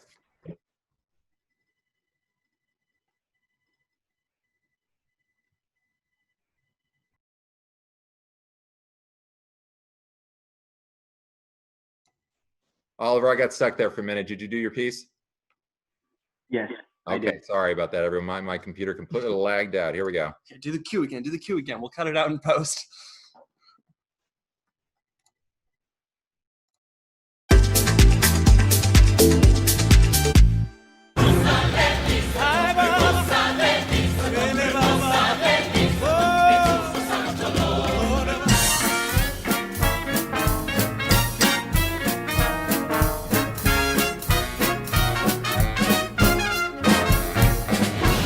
the New Amsterdam Theater, where the hit musical Aladdin is currently playing on Broadway. And did you know that the vice president of Disney Theatrical, which puts on shows like Aladdin, The Lion King, Mary Poppins, and Newsies, is a distinguished Eagle Scout? So let's go meet Dana Amendola.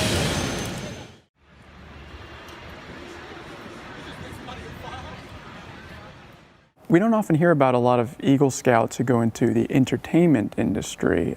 So why do you think that is? And you'd be surprised with all the campfires and stuff we do. Why aren't there more in the entertainment industry? Right. I really can't tell you, other than it's a difficult industry to go into. You have to have a lot of dedication to decide I'm going to go into entertainment. There's no real clear paths for it. Much like hiking, you have to determine which path you're going to go on. Right. And sometimes the path is nice and straight and very easy. And there's a lot of careers that are very easy, and there's definite ways to move along that path. Other careers, path is not quite so easy to distinguish. That's a little bit what entertainment is like. So what is the path for you to get here to Disney Theatrical? Did it start all the way back in scouting? Is it fair to trace it all the way back there? I always had a passion. I was always the guy that liked to put together the campfire skits and eventually lead up to the campfires, and it always would bother me if the campfire wasn't put together correctly or an OA service wasn't done specifically. With show business in his blood and a master's in theater, Disney came calling in the early 90s. They wanted Dana to restore the historic New Amsterdam Theater. And so at this time, Times Square in New York City and 42nd Street where we are, it wasn't the place you want to take the family, right? No, this was not a family mecca, to say the least. 42nd Street was said by many, in fact including the New York Times, the worst street in America. When Dana and Disney went to check out the theater, it was in terrible shape. Above us on the ceiling, there was 4 big gaping holes that were open. One of the lower levels, called the New Amsterdam Room, there's about 2 feet of standing water. So how did you not just turn right back around and say, nope? That's a good question. Like anything, if you can see something there, if you can see there's a magic, and this theater had a certain magic to it. It started with a little tiny theater like this. And we had about a little over a year to restore this entire building.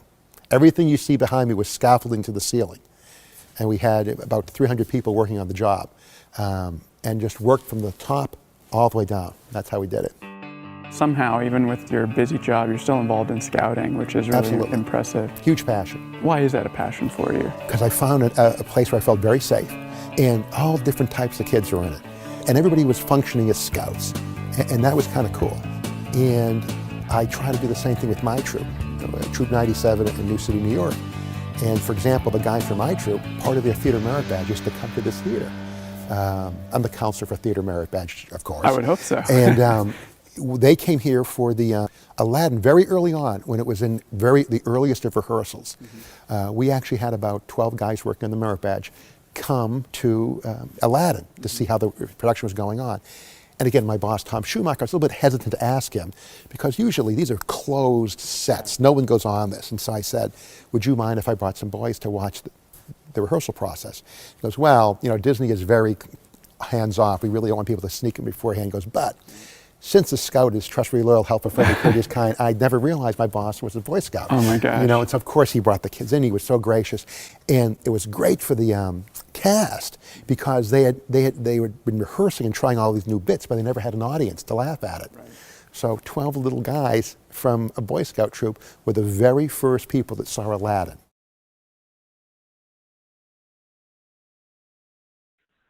Okay, thank you, Oliver, again, for your introduction. You're welcome. We now have learned a lot about how Philip and Tobey achieved the rank of Eagle Scout, but being the Eagle Scout also requires commitment to the future. Scoutmaster Patton will now deliver the Eagle Charge. Over to you. Thank you, Jordan. Sure. Philip and Tobey, you've been Eagle Scouts for over 6 months now.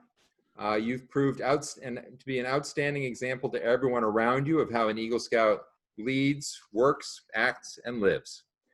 Now it's time to look ahead, to bring your many gifts and your considerable expertise out into the wider world as adults.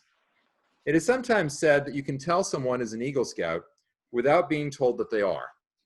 I'm confident that that will be true of you. Today, I charge you to rededicate yourselves by repeating this Eagle promise with me. Resolve to uphold forever its principles with the same ambition and perseverance that have brought you so far. Scout sign, please. Repeat after me. I reaffirm my allegiance I reaffirm my allegiance to the promises of the Scout Oath. To the promises of the Scout Oath. This is just for Tobey and Philip, please. I appreciate the enthusiasm for others, but this is just for Tobey and Philip. I thoughtfully recognize I thoughtfully recognize and will always fulfill and will always fulfill the obligations and responsibilities the obligations and responsibilities of an Eagle Scout. of an Eagle Scout. On my honor, On my honor, I will do my best I will do my best to make my training an example to others to make my training an example to others and use my influence and status as an Eagle Scout and use my influence and status as an Eagle Scout to work for a brighter, more just future for all. to work for a brighter, more just future for all. In my community, In my community, in my nation, in my in my nation, and in the world. and in the world. To this I pledge my sacred honor. To this I pledge my sacred honor. 2. May the oath you've just taken remain engraved on your hearts. Congratulations again. As your Scoutmaster, I'm very proud of both of you, and I can't say how grateful I am to have accompanied you on this journey. It's been a true delight for me. We now will present the Eagle Pins and other awards that are part of this ceremony. Because we're doing this online for obvious reasons, everything is in the homes of our 2 Eagle Scouts. So I'm going to guide the families through presenting the awards, and we will start with the Munck family. So, Nade, if you will please pin the Eagle pin on your Scout. You can take the Eagle medal, and standing up's probably good. Yeah, we'll do the big one first. Okay.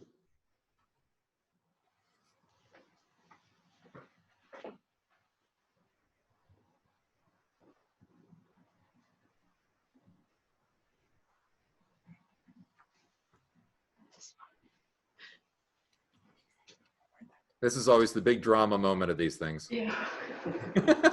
I'm sweating. There we go. And I'm going to interject here just for fun and throw an extra piece in here. Nico, I'd like you to remove Philip's current neckerchief, so you can stand up and take. Oh, sure. and then run it over the All right, Philip, turn around. Now, Yvonne, if you could please present him with the Eagle neckerchief and put that on him.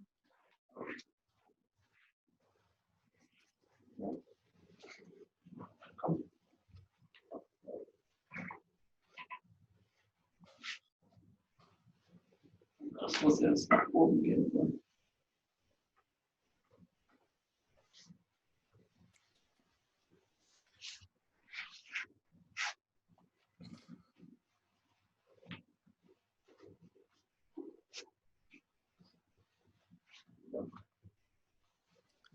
And Philip, if you could pin the mother pin on your mom, carefully. Yes.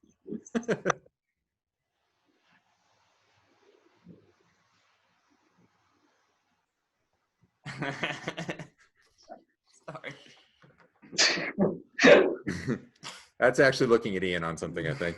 And if you, Philip, could you please pin the father's pin on your father?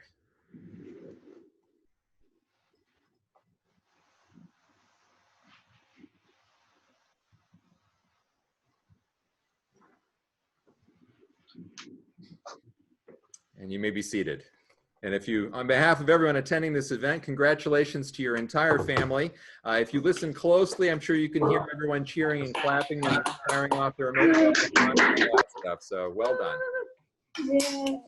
All right. So we're going to shift to our end of things now, and I'll rewind the script.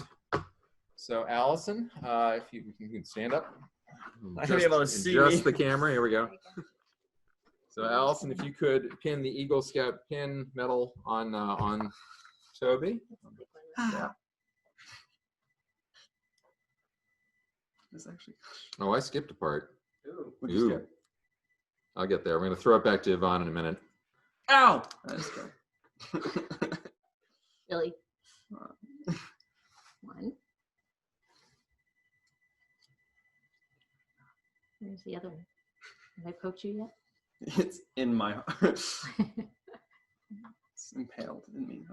We're going to pause there because I cheated Philip out of one item. So Yvonne, if you could give him his Eagle Scout certificate. There it is. Lovely. Okay. Finally time. Ian, could you hand me the blue certificate? No. I caught it. You caught it? Did you really? Yeah. Excellent. Still catching? Well, you did a little adjustment. There we go. That's better. There's the medal. Okay. And I'm presenting Tobey with his Eagle Scout certificate. There you go. Congratulations. There's also a wallet-sized version that comes with it. I don't know if you've seen that yet, Philip, but there's a wallet-sized version. So, yep, excellent. Let's see. So now, Ian, I would like you to remove Tobey's. Turn toward Ian. How do you get it on? You just pull that down, slide that down, and then over the top. There you go. Go around, and then you can hand me the blue one there. And thank you. I'll put that over the top of him. Straighten it out on the back. I'll take care of the front.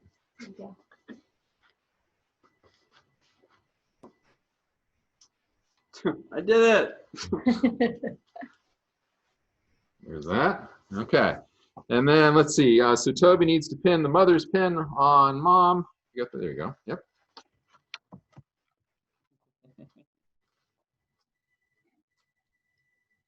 Carefully. This is, of course, the main reason why first aid is an Eagle Scout required badge. Just for this event. Just for this event. We never have any accidents aside from this. And the father's pin. You want to? All right, cool. Just check if you wanted to narrate that too.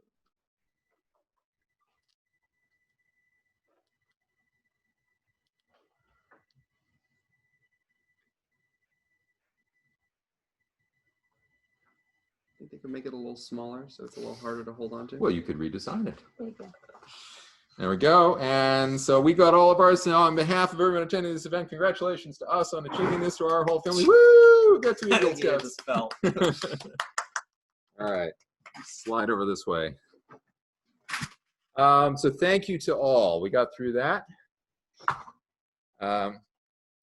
In addition to the items that have just been presented, Philip and Tobey have received a variety of documents and mementos commemorating this occasion. And I'm now going to share those with you, so bear with me while I quickly get to that item. And then I'm going to screen share. Again.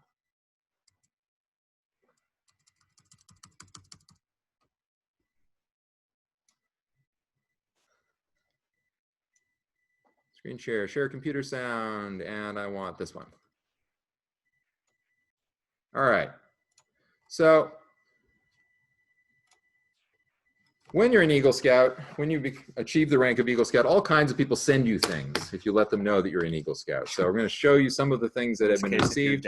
And I'll say in advance that both Tobey and Philip have received the full set of documents that you're about to see examples of. So Philip, you'll be receiving each of these things, and that's why the names keep, we did half of one and half of the other. So you'll see the names keep changing.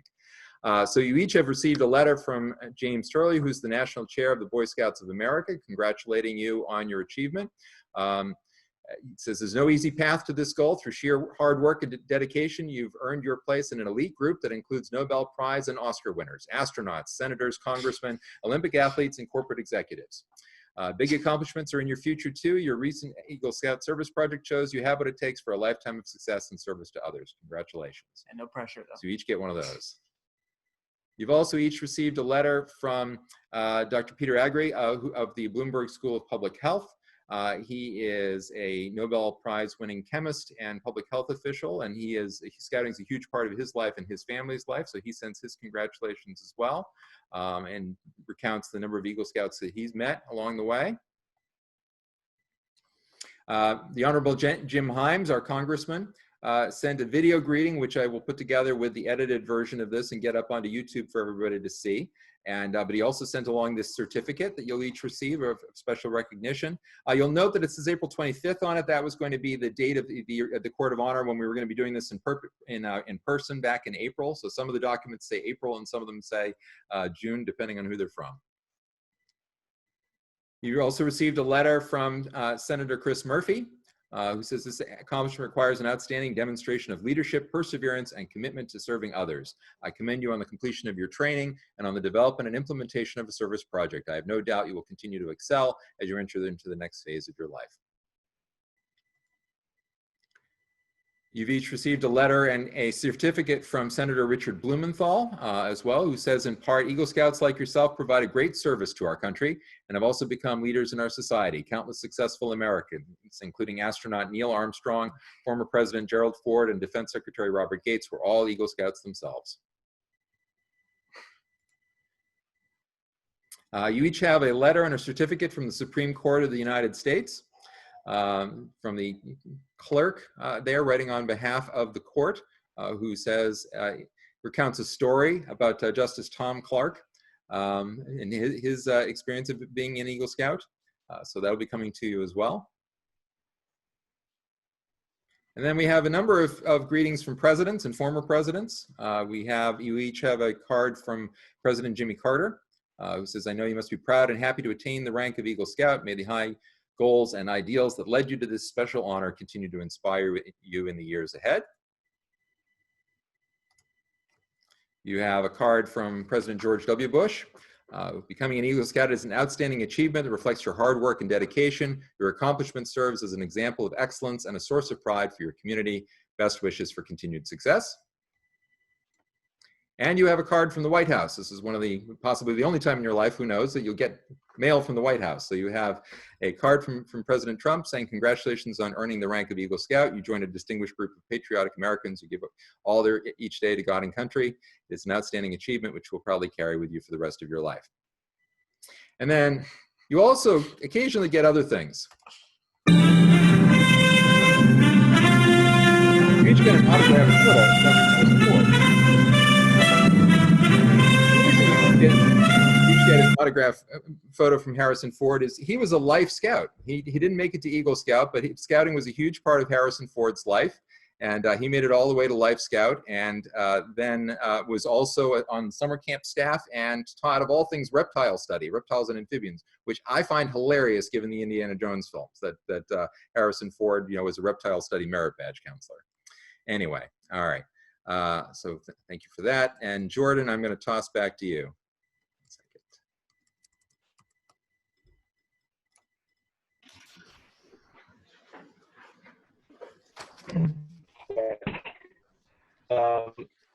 At this time, I'm pleased to Phil to say a few words. Alrighty, so before I start, I just want to thank everyone for attending our Eagle Scout Court of Honor. For all the Scouts that are here, especially those who are experiencing an Eagle Scout Court of Honor for the first time, I hope to see a lot of you here as well sometime in the future. I want to start by thanking both the Scoutmaster staff and the Troop Committee for their vital work in creating and facilitating the amazing program that continues to run year after year within Troop 36. Without the effort of these volunteers, none of the things I had the opportunity to experience would have been possible at all. In addition, I want to thank all of the individual Scouts and parents we have in Troop 36, for without them, the experiences I've had in meetings and on trips wouldn't ever be the same. Regarding the trips that we all know and love, I'd like to thank all of the organizations, volunteers, and staff that make these activities available for Scouts like us. And finally, I want to thank my parents, especially for keeping me engaged with the program whenever my interest in it dwindled. While I didn't always understand the benefits of Scouting, I've come to realize now more than ever that the traits and skills learned will help me succeed even further in life. The merit badges, the ranks, the leadership positions, and the planning involved with them, the friendships, and so much more all taught me about how to better myself, how to become a better leader, and how to create a positive atmosphere wherever I go.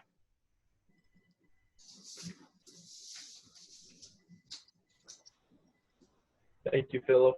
Now at this time, I'm pleased to invite Tobey as well to say a few words. What a horrible mistake that is. In classic fashion, Philip has a prepared statement, and I don't. So, but I guess mostly I just want to say thank you, like Philip said, to everyone who showed up to this. Obviously, this is not what this would have looked like. For starters, I had this whole fog machine thing planned for my entrance. Went out the window because that's less exciting over Zoom.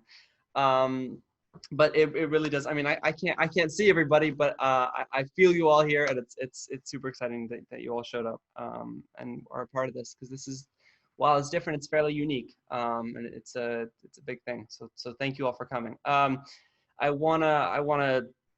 I can't even like explain how grateful I am to all of the PLC and to the adult leaders in the troop for not just your help and your leadership and your energy and patience in the last few years, but specifically during this, like we literally would not have been able to run the troop during this time if specifically you PLC guys didn't do the outrageous things I asked you to do and put in a lot more time than you would have. Yeah, so I'm so grateful for that. I'm so grateful for both all that you have done, and I assume Mr. Fleming is and Mr. de Munck, of course, are in here, and all the work that you guys have done during this, because you know, we touched on it, but figuring out how trips and stuff were going to work during this took a lot of creativity, took a lot of time and intention, and could not have happened without all of you guys. I want to talk a little bit, because I would have said this and we touched on it, but like what the person sitting next to me has done for this troop is talked about often, but not enough, I think. And we literally at that time, when we had maybe 9 scouts, were, you know, the future was uncertain, and it wasn't really clear who was gonna if anyone was going to turn things around. And I make fun of him all the time, because he said when we were here, it's like, I'm not getting involved, like I'm not because he was the cub master for my scout troop back in Simsbury. But he literally came in, and that's when things turned around. Like, you know, me and Philip, you know, did stuff, and the other scouts, and there were lots of adults who contributed to this, who obviously I know less, because I don't get to see that side of scouting as much. But yeah, like GOAT Scoutmaster, like unbelievable what you've done for this troop, and I'll say it, and I know I speak for everyone else. Like we are so grateful for what you've done for this program and for scouting in general, because you know it's so hard to like articulate all of the things that you've actually done. I'll throw in another, just like thanks to the people who showed up and helped with the Eagle project and lent me your tools to play with, because you know, giving a 17-year-old your chainsaws, I'm sure was not a comforting thing in the slightest, but I hope I got them all back, and we did a thing, and actually in the last week I did the final touch and put all the plaques on, so it only took me 8 months, but I did the whole thing. So that's all up, and I hope those of you who have not gotten to see my project or check Phillips out yet, you totally should if you're in the area, because Eagle projects are a unique thing, and it's really cool to witness. So yeah, and also I guess I'll wrap up just saying thank you to Jordan specifically, and also everyone else who's contributed to making this happen. You know, just because this is weird, because usually I have so much more of a hand in planning scouting events, and I mostly got to sit back and let you guys plan stuff out. So I am excited to see how things go for you next year, Jordan, and I am very optimistic that you will do a fantastic job with my job. So the job. Thank you, sir. Yeah. Yeah. Thank you, Toby. Yeah, I'll try my best, and yeah. Okay, now at this time, I'd like to invite Scoutmaster Patton to deliver a few closing remarks. Over to you. I'll keep it brief, because yeah, we've run a little bit longer than intended. Yeah, 2 things. One, a couple people that, you know, in terms of the thank yous, I want to thank the Orphenians for providing the the video of the national anthem. We will get that on air with the rest of the ceremony. We'll get that taken care of. But thank you to them for the generosity of providing that. I want to say thank you to the troop committee. Tom Long's there on screen, and I see him, so hi, Tom.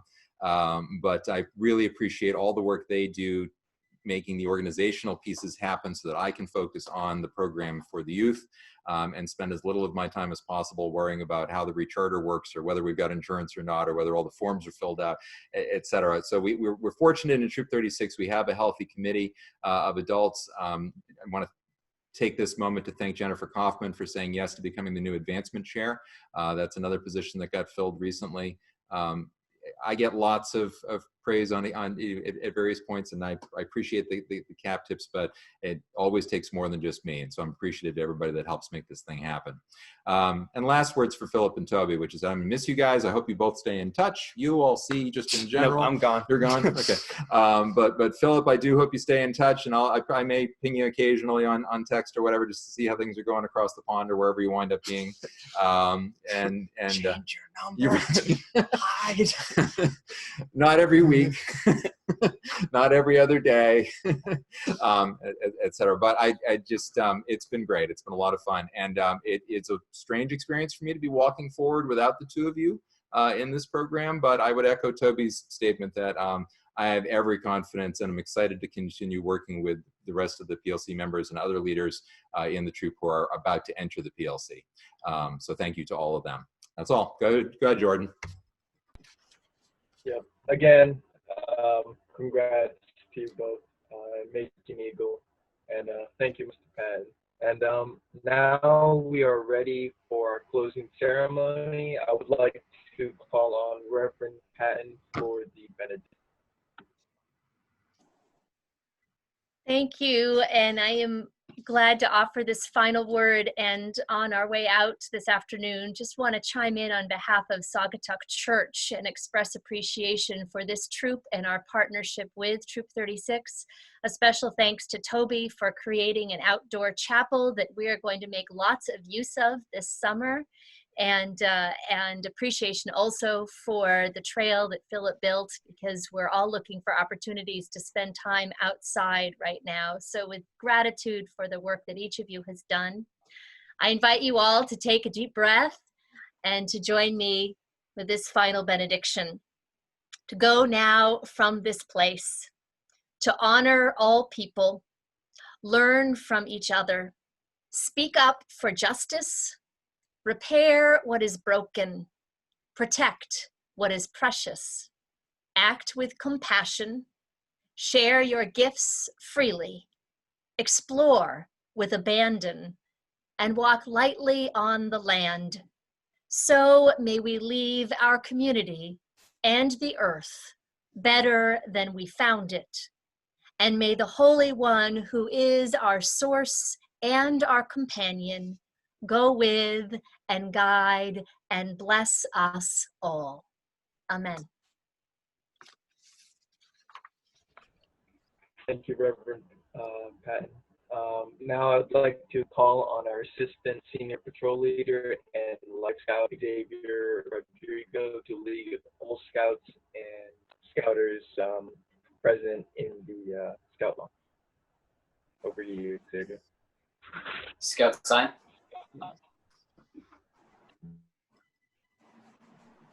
A scout is trustworthy, loyal, helpful, friendly, courteous, kind, obedient, cheerful, thrifty, brave, clean, and reverent. 2. Thank you, Xavier. Now this concludes our Eagle Scout Court of Honor. I'd like to thank everyone attending today's ceremony and wish you a safe and enjoyable summer. If you have cake, now's the time to eat it. Okay, guys. Thank you for attending.